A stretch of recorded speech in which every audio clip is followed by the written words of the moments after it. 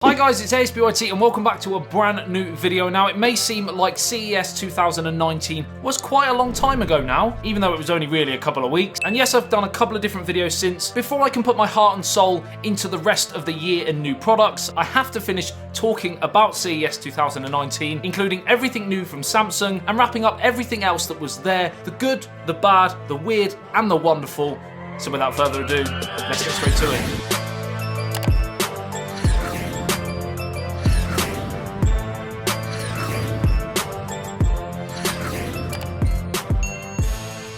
What's that? How is that let's get to it? That means don't, if anything. Now, of course, some of the major breaking tech in 2019 will be surrounding 5G. There are positives, there are negatives. I will be going into 5G in more detail for you guys very soon. But of course, it was a major part of the convention, with setups and presentations from the likes of Qualcomm, for example, who are going to be very heavy in 5G and the mobile industry in 2019, explaining some of the ways it's going to help us moving forwards, including faster download speeds and all that goodness. Now, one of the major players with 5G is of course going to be Samsung, and that's a nice segue into all of the Samsung products that were on show. So of course, one of the main talking points in the Samsung booth was of course the wall. Now, you've probably already heard all about it, so I won't go into too much detail, but basically it's a modular micro LED display, and a 146-inch one at that. And that's an absolute monster. And in layman's terms, micro LED technology eliminates the need for a backlight, for example. It's got great viewing angles, and there's no need for color filters either. But the most impressive part about this technology is that it is basically a completely bezel-less display wall, and the screen can adapt and change size to serve different purposes. So depending on what you're doing, whether you're gaming, watching a movie, streaming music,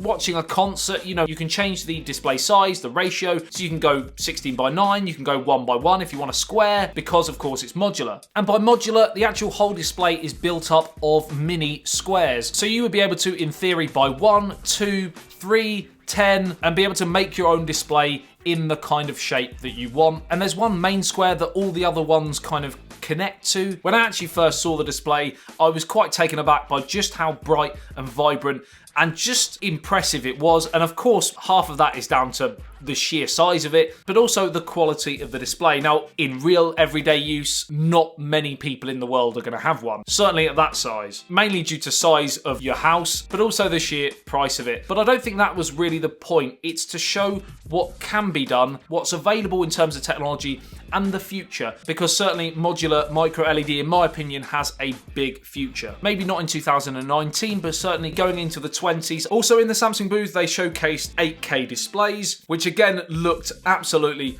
awesome. And that was kind of a reoccurring theme at CES 2019. TVs, bezel-less, 8K. We had the likes of LG, as I've already mentioned, but also some other brands like Conker, TCL, and of course, Skyworth. Now, I was very impressed with some of the products that Skyworth actually had on show. Not only again for the picture quality, the vibrancy of the displays, but also just how thin you can make a TV. And although they might be a brand that's slightly less well known, I'd be certainly interested to see more of what they've got to show going forwards. I mean, they even had one that was kind of transparent, or translucent at least. You could just about see the wall behind. Now that's, again, pretty impressive. How practical it's going to be after watching it for a while, it may be a bit like, it's making my eyes feel a little bit weird. But again, the innovation is what I was impressed with. Now, before we digress onto any more companies, let's just jump back to the rest of the Samsung products. We of course have the Samsung Note 9, which we're well aware of by now. We don't need to go into too much more detail on that. But they also, because of how popular the S Pen has become for Note 9 users, or Note users in general, they also had the Samsung Notebook 9 Pen, which was a laptop. Again, very nice display, great design, very small bezels, nice trackpad, but it came with a pen that again inserted into the actual device, similar to what we've seen on the Note smartphones. And while this isn't going to be for everyone, it certainly will interest a fair few, especially the likes of artists and graphic designers, and anyone that wants to be able to design and sketch, and anyone who wants that kind of overall experience that you get with a laptop that you don't get with the iPad or the Pixel Slate, for example. We also had the Galaxy Watch, which again, like the Note 9, feels a bit dated now, even though it was released around the same time as the Note 9, and that wasn't long ago. It certainly feels in the tech world like it's old news. Something, of course, that wasn't old news was their showcase of brand new ultra widescreen monitors. This one here had a 32:9 aspect ratio and looked pretty awesome for gamers and the like. And one more thing that Samsung are definitely looking to achieve in 2019 is to spread the use of Bixby. If Bixby does become a huge success, then they've certainly played the long game. Also, and this was another reoccurring theme throughout CES, we saw more robotic virtual assistants. We had robots that could help with every day-to-day tasks like shopping and general household chores, but also, and this is where I got excited, we saw what Samsung is looking to do in the future in terms of cars, for example, like the digital cockpit. Also things like smart parking and being able to inform the driver, or things like traffic light information, pedestrian alerts, and these were things that were kind of beyond the driver's sight. So it's not just, oh, there's a person, why haven't you seen it? It's what's potentially coming, which you can't see yet. There was also a booth there from NVIDIA, and one of the things that they were showcasing was the NVIDIA Drive Autopilot. And if you're wondering where I'm going with all this leads me onto my next part of CES, and that was, of course, the development with cars in general. There were so many different brands with so many different wild, wonderful, and just weird cars as well. But it was just intriguing to see where we're potentially heading with that. We had the likes of self-driving cars, a car that could walk like a dragon. Great for off-road, I suppose, but yeah, I'm not sure about that one. A little bit too futuristic for me. There was also just some damn right cool cars. I mean, the speakers on this bad boy were insane, but my favourite car, believe it or not, was a Volvo. And I never thought I'd say that. And that's simply down to that wrap. Look at the wrap, can I say? Is it, that's the lingo in it with the kids these days. The paint job, it was sick. I can't get away with sick, can I?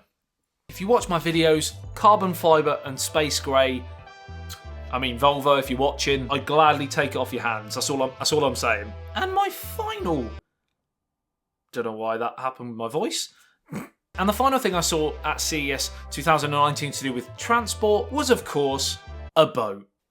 I'm on a boat! I'm on a boat! Everybody look at me because I'm sailing on a boat! Also, the whole of the exhibition centre was awash with VR, AI. It's been creeping in more and more over the last couple of years, and it's only going to get more. Now we've got that out of the way, do you want to see me get battered by a robot at table tennis? Let's go. So this was, of course, Omron. Now, this was showcased for the first time, I believe, last year, and there have been some updates to this table tennis master in the form of it can anticipate spin better, as an example. So before, one of the main criticisms was if you're playing normally, then it was pretty good at responding and being able to keep the rally going. But as soon as you introduce spin, whether that be top spin, back spin, side spin, whatever, all the spins, all the main ones, that's when it would struggle. And to be fair, in my testing of it, I threw a few spins in there, and on the whole, it responded pretty well and actually stitched me up a few times with spin of its own. Now, my actual form on the day was a bit suspect due to the fact that I'd been in Vegas for about 4 days, and let's just say I wasn't at my peak sporting performance, but I got my own back on a few occasions, and all in all, it was a pretty good battle. I'd have to say that, of course, I won overall, but there is no proof, so you might just have to take my word for that. Now, of course, this table tennis robot wasn't the main idea of the actual booth. It was more to showcase what the AI can actually help to achieve in everyday life. So in factories, for example, to keep workers safe, they can utilize the AI in a similar way so it can read what's going on in a situation and make adjustments for the safety of the workers, and to showcase how humans and machines can work together in modern manufacturing. Now, there are bucket loads of places that this sort of technology can be utilised, and of course it's again another very exciting prospect using robots and AI in our everyday life. Although if you're easily scared, they might just take over the world. Now, of course, afterwards I watched a real master show me how it was done, and the great thing about Omron was it can actually change its ability and technique depending on who it's playing against, and they had some cracking rallies as well. Before I let you go, a few more things I want to share with you. Of course, drones was all the rage again at CES. They have been over the last couple of years. And while you're looking at the footage in front of you now going, well, that's not really anything special. So I've even got some myself. But have you got one of these? And more importantly, have you got one of these? Which looks like something straight out of Independence Day or Metal Gear Solid. Dun dun dun dun dun dun dun dun. Snake! Now, of course, outside of everything I've talked about today, CES 2019 was also a place full of imitation products of some of the giants of the game. I mean, countless amounts of AirPod clones, and I actually have a cracking pair right here, to be honest. And I will be doing a review on these very soon, so make sure you stay tuned for that. The noise cancellation on these is incredible. But also there were countless cases, dongles for the Apple Type-C migration, so many weird, and I'm going to say weird because they really were, weird robot assistants. Some of them had faces that were just pretty scary. A self-moving suitcase, because apparently pulling a suitcase on wheels is too hard for the everyday person these days. I mean, come on. If you're not even moving your own luggage, that worries me a little bit for the future of the human race, to be honest. And overall, it was just nice to see a lot of the stuff I knew about but hadn't had the chance to get my hands on it. From big brands and small brands, it was just nice to see everything all in one place. And overall, there was just too much tech for one person to get footage of. Great experience, met some cracking people, and hopefully I'll be going back again next year. Onwards and upwards, we have the Samsung Galaxy S10 launch coming very soon, which I will be going to. I'll be bringing you all of the latest information, unboxings, review videos, and that's just one of the smartphones that I'm going to be covering this year. I'm looking to branch out in 2019 and cover so many more areas of tech. So if there's something you want to see, let me know in the comment section below, and I will try over the next year to bring you all of the latest and greatest in that niche. Did that make sense? I hope so. Like and share if you did enjoy this video and found it helpful. Subscribe and hit that notification bell if you're new to the channel or want to be notified every time I post a video on anything tech, pretty much daily content here on YouTube. I love you and leave you. I'll see you in the next one. Says BYT. Peace out.